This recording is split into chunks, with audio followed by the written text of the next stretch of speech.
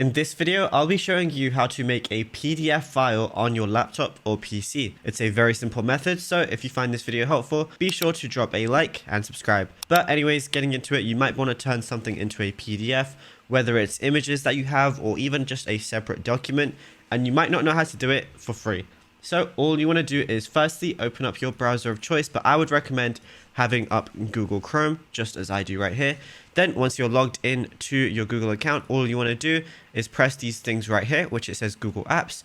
Once you're in your Google Apps section, you want to scroll down until you find Docs. Once you're at Docs, you want to press that. It's going to open up Google Docs, which is like Microsoft Word, but I think better because, you can do a lot more with it. And then all you want to do is press start a new document, so a blank document. You can, type in whatever you want.